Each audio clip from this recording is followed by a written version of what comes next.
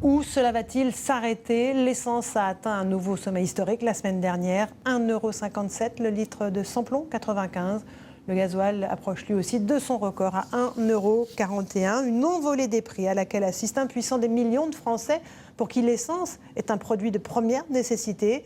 Denis Cadeau et Bernard Guerny ont fait le tour de quelques pompes aujourd'hui en région parisienne. Pas de surprise, les réactions sont unanimes. C'est la folie, hein. Bientôt c'est le métro, hein. C'est plus la voiture. Hein. Comment limiter un budget essence ou gazole qui n'a fait qu'augmenter au fil des mois?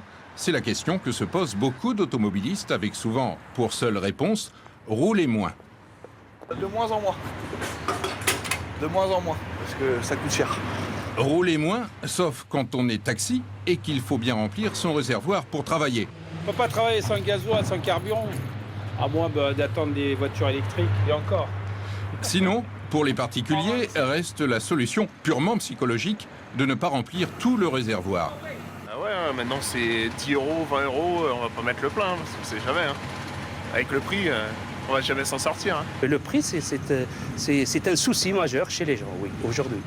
Souci aussi pour les entreprises, au premier rang desquelles toutes celles qui s'appuient sur le transport, comme cette société de coursiers du Val-de-Marne. Le gasoil, c'est l'inconnu, quoi.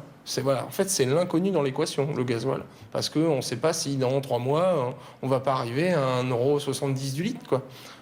Sauf que nous, nos tarifs sont établis pour l'année. Et chaque centime au litre compte lorsqu'on travaille avec des fourgons qui consomment 18 litres au 100 et tournent 5 jours sur 7. Alors pourquoi une telle augmentation et surtout